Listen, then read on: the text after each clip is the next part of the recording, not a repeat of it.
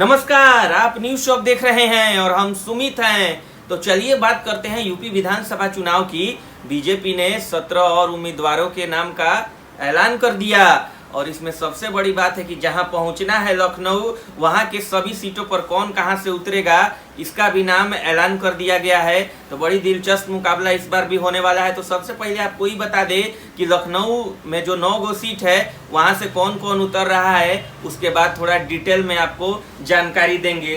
तो क्या नाम है जी, मलिहाबाद से श्री जया देवी को टिकट थमाया है बीजेपी। बख्शी तालाब से श्री योगेश शुक्ला को इस बार टिकट मिला है। जो वर्तमान विधायक थे अविनाश त्रिवेदी, उनका टिकट भाई इस बार कट गया। इसके अलावा सरोजनी नगर से श्री राजेश्वर सिंह को बीजेपी ने इस बार टिकट थमाया। वहीं लखनऊ पश्चिम से श्री अंजनी श्रीवास्तव उम्मीदवार हैं। लखनऊ उत्तर से बात करें तो श्री नीरज बोरा हैं।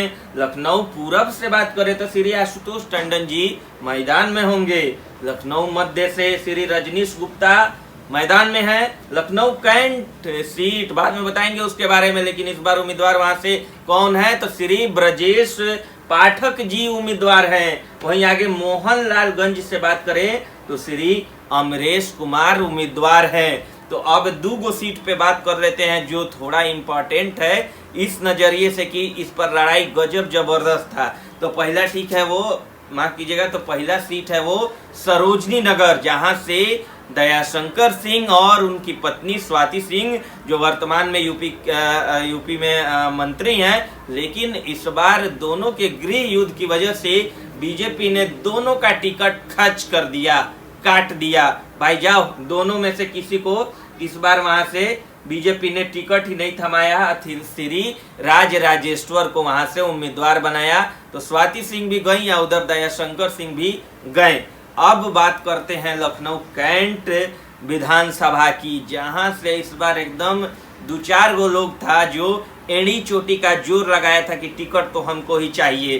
पहला नाम है श्री रीता बहुगुणा जोशी जी, जो चाहती थी कि हमारे बेटी के लिए टिकट मिल जाए, लेकिन बीजेपी ने उनको भी नहीं दिया। इसके अलावा अपर्णा यादव, मुलायम सिंह यादव की बहू और अखिलेश यादव के भाई की बीवी, वो भी बीजेपी में शामिल हो गई हैं और उनको भी मन था कि इस बार टिकट लखनऊ कैंट का उनको मिले, लेकिन ऐसा हो नहीं पाया और हाथ दोनों आदमी का खाली रह गया।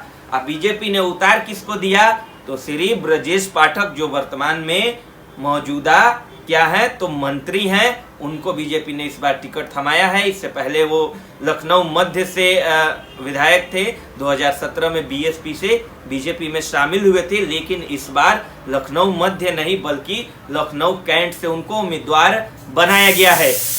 अब काहे उनको बनाया गया है तो इसके पीछे वजह ये है कि लखनऊ मध्य में जो है वहाँ पे मुस्लिम मतदाताओं की संख्या ज़्यादा है और वो थोड़ा उनके लिए सेफ सीट इस बार नहीं है।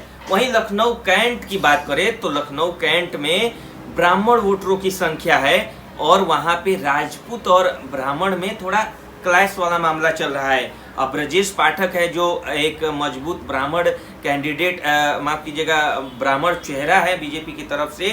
तो दूसरी तरफ लखनऊ कैंट में जो है वहाँ पे पहले से ही क्लैश चल रहा है। अगर अपर्णा यादव को बीजेपी उतारती जो राजपूत विश्व समाज से हैं, तो वहाँ पे ब्राह्मण और हो सकता था राजपूत में क्लैश हो जाता, जिसका फायदा दूसरे उम्मीदवार को मिल जाता। इसी समीकरण को देखते हुए लखनऊ जहां मध्य से जो ब्रजेश पाठक पहले थे उनको एक ब्राह्मण चेहरे के तौर पर पेश करते हुए लखनऊ कैंट से इस बार उम्मीदवार बनाया गया है। तो यही एक वजह थी, मतलब मान लीजिए इसी वजह से ऐसा हो पाया है और अपर्णा यादव को अभी तक टिकट नहीं मिला है। अपर्णा यादव भी चाह रही थी कि इस बार टिकट उनको मिले। पिछले बार भी अपर्णा यादव लखनऊ कैंट से चुनाव लड़ी थी, हालांकि पिछले बार उनको हार का सामना करना पड़ा था। अब अपर्णा यादव को बीजेपी कहां से टिकट देती है ये देखने वाली बात होगी। टिकट मिलेगा नहीं मिलेगा, वैसे अभी बहुत सीट है, 100 से ज्यादा सीट है जहां बीजेपी को उम्मीदवार घोषित करना है। तो हो सकता है कहीं दूसरे जगह से अपर्णा यादव को बीजेपी उम्मीदवार बनाए।